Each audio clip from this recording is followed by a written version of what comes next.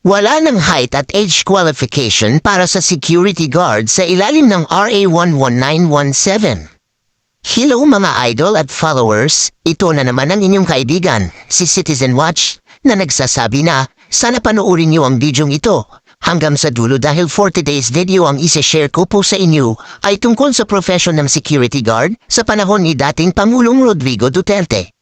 Noong July 30, 2022, nagkaroon ng bagong batas, ang Private Security Services Industry Act, na kilala rin sa tawag na RA 11917, na inisponsor ni Senator Ronald Bato de la Rosa at mga kasamahan sa Kongreso. Sa batas na ito, tinanggal na ang age at height qualification at nagkaroon ng pagbabago sa Program of Instructions sa mga security training institutions na ang layunin ay dagdagan at i-update ang kaalaman ng private security professionals para magiging epektibo ang mga ito sa pagpanatili ng kaayusan at katahimikan ng establishmentong binabantayan at makasabay sa makabagong security technology. Ang mga bidyong pinupost at sinishare po dito ay base sa pananaliksik, experience, personal na kaalaman ng admin at kung ano ang sinasabi ng batas o kautusan.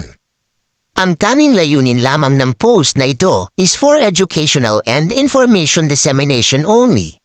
Kung kayo po ay bago pa lamang sa aking page o channel, huwag po kalimutang mag-like, follow, share, subscribe and click the notification bell para po kayo ay updated at ma-notify kapag ako ay mag-upload ng bagong video. Ito ang inyong lingkod si Citizen Watch na nagsasabi, maraming salamat po.